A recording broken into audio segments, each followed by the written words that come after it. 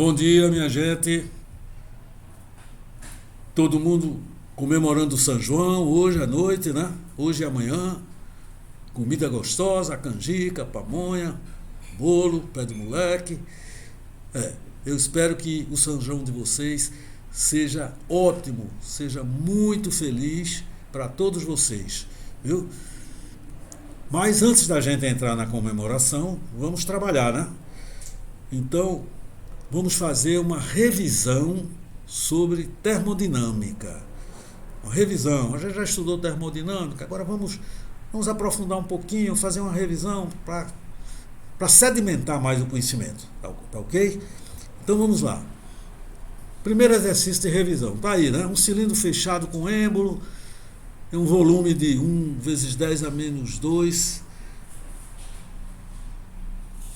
10 a terceira metro cúbico, ok?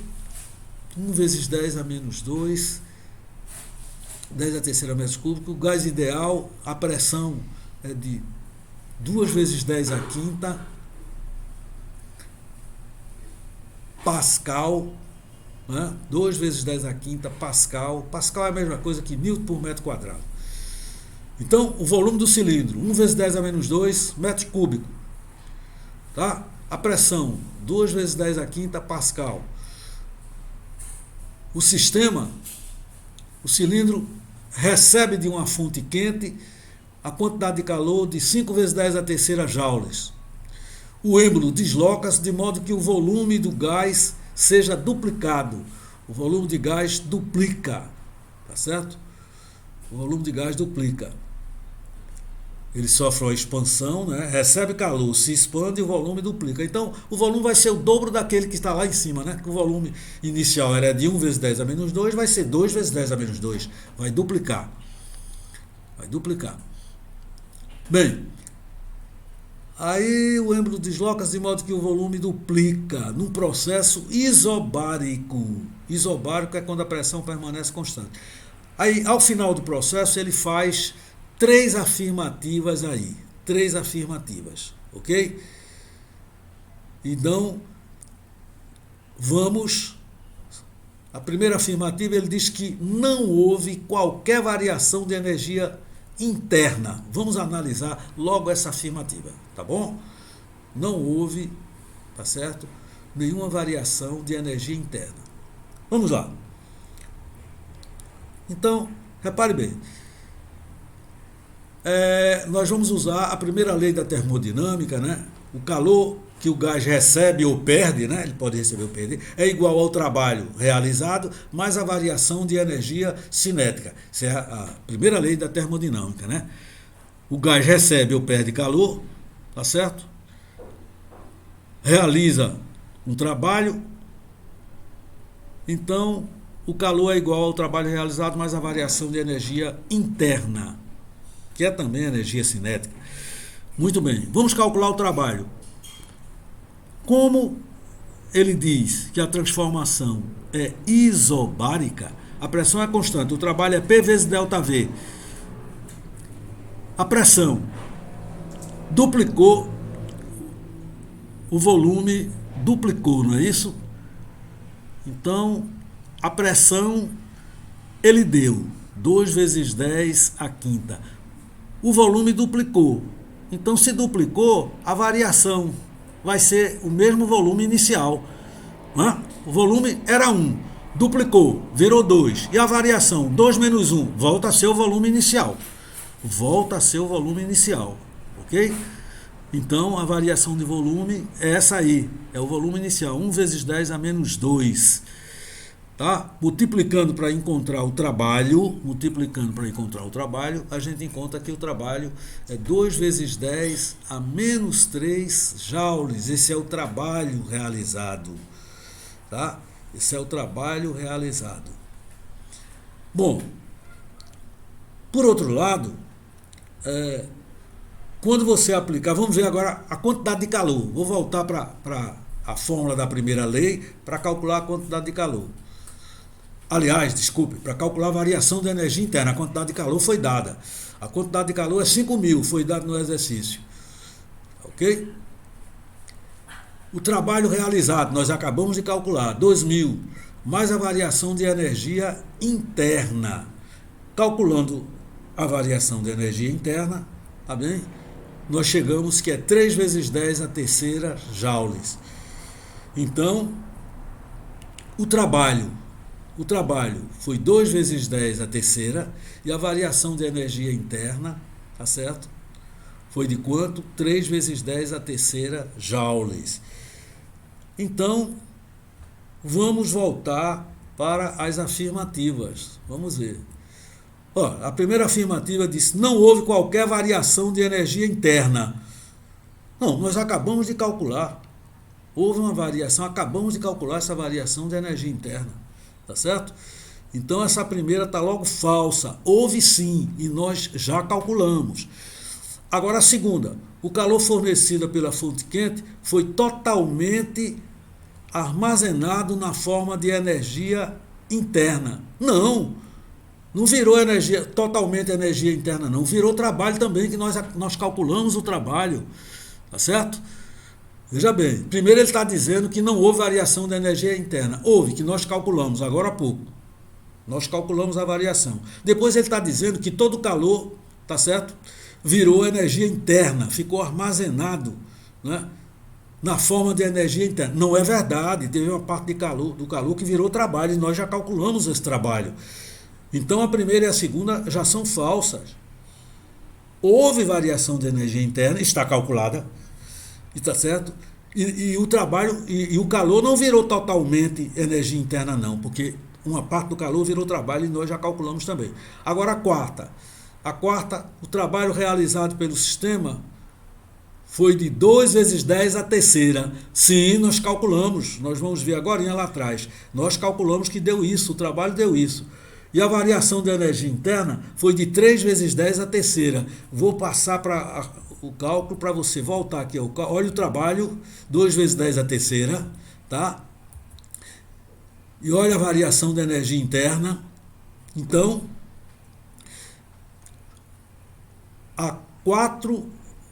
as afirmativas 04 e 08 são verdadeiras. Como ele quer a soma, as duas primeiras são falsas, tá? Mas a 04 e a 08 são verdadeiras. Como ele quer a soma, 12. Tá certo?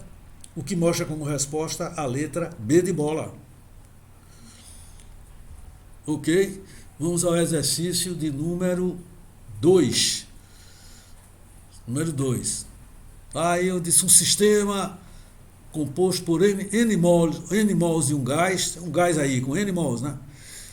Sofre uma transformação mostrada no gráfico. A transformação mostrada no gráfico, eu estou olhando para o gráfico, ó, vai de uma temperatura T1 para uma temperatura T2, mas o volume permanece constante. De T1 para T2 não houve variação de volume, houve variação de pressão, né? Na temperatura T1 a pressão é P1, na temperatura T2 a pressão é P2. O gás evoluiu de T1 para T2, então o volume ficou constante. A pressão diminuiu, mas o volume permaneceu constante. Então ele diz: a transformação representada no gráfico. Sobre essa transformação ele colocou 3 proposições, né? Primeiro, o trabalho envolvido na transformação é positivo. Segundo, durante a transformação, o gás cedeu, perdeu calor para o meio. Terceiro, a energia interna do gás na condição 2 é menor que a energia interna do gás na condição 1. Bom, vamos à solução, né? Vamos à solução. Primeiro, a transformação está indicada aí no gráfico novamente, vai da temperatura T1 para a temperatura T2, e o volume constante. É uma transformação a volume constante.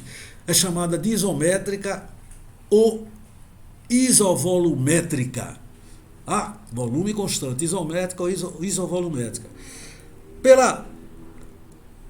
Pela primeira proposição, que diz que o trabalho envolvido é positivo, vamos analisar só essa agora. O trabalho envolvido é positivo.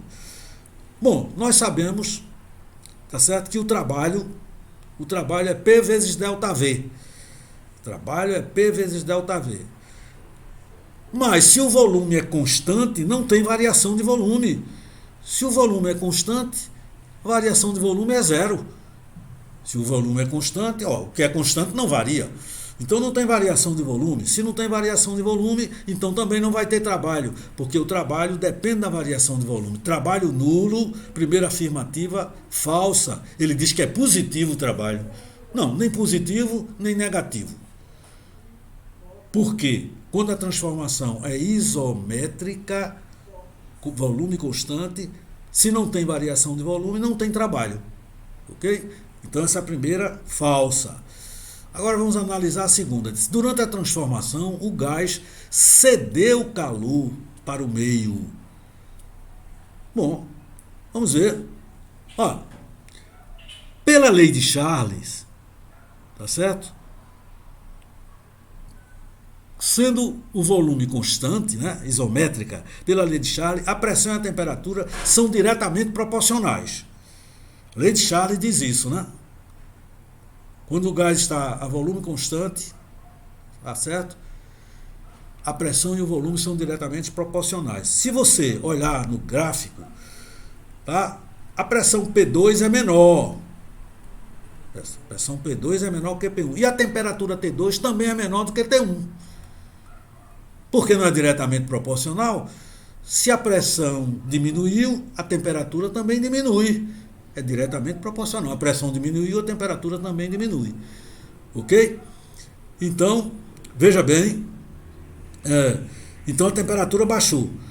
Como a temperatura baixou, então quer dizer que o gás perdeu calor. Perdeu calor. Tá certo? A temperatura baixou. Se baixou, é porque ele perdeu calor durante a transformação. Isso indica que a segunda, tá certo? A segunda proposição é verdadeira, está correta. A temperatura baixou, né? Pressão e temperatura a volume constante, a pressão e a temperatura são proporcionais. Se a pressão baixou, a temperatura também baixa. Se baixou, o gás esfriou. Se ele esfriou, perdeu calor. E a terceira e última proposição, ele diz que a energia interna do gás na condição 2 é menor do que a energia interna do gás na condição 1. Bom, a energia interna é dada por essa fórmula, 3 meios de nRT. Energia interna ou energia cinética, também é chamada assim, né? Energia interna. Como você sabe que o T2 é menor do que o T1, então a energia 2 é menor do que a energia 1. Então está correta, ele está dizendo que a energia 2 é menor. Realmente, a energia depende da temperatura. Se a temperatura 2 é menor do que a temperatura 1, então a energia 2 é menor do que a energia 1. Isso indica que a terceira proposição é verdadeira. Então, isso dá como resposta a letra D. D de dado para a questão de número 2. Ok, minha gente? Bom, vejamos agora o exercício 3. Mais uma vez um gráfico aí, pressão-volume, tá? Um gás contido em um cilindro provido de um pistão sofre uma transformação descrita, né? A transformação que ele sofreu está representada aí no gráfico, descrita pelo diagrama, desde o estado A até o estado B. Eu estou notando que essa transformação ocorre a pressão constante, pressão de 1 atmosfera. Ele vai de A para B sem que haja variação na pressão, a pressão ficou constante. Tá? Ele diz que nessa transformação o gás cedeu, ele não recebeu, ele cedeu para o meio ambiente 60 joules de calor. Ele diz também que uma atmosfera é 10 elevado à quinta. Pessoal, está escrito aí 105, mas não é 105, viu? Não é 105, por favor. Aí, uma atmosfera é igual a 1 vezes 10 à quinta. Tá vendo aí? No enunciado aí? Considerando que uma atmosfera, na penúltima linha do enunciado, considerando que uma atmosfera é igual a 1 vezes 105. Não é 105. É 10 elevado à quinta newtons por metro quadrado. Corrija aí, viu? 10 elevado à quinta. Aí ele quer que você calcule a energia interna do gás. A energia interna. Tá certo? Então, veja bem, você vai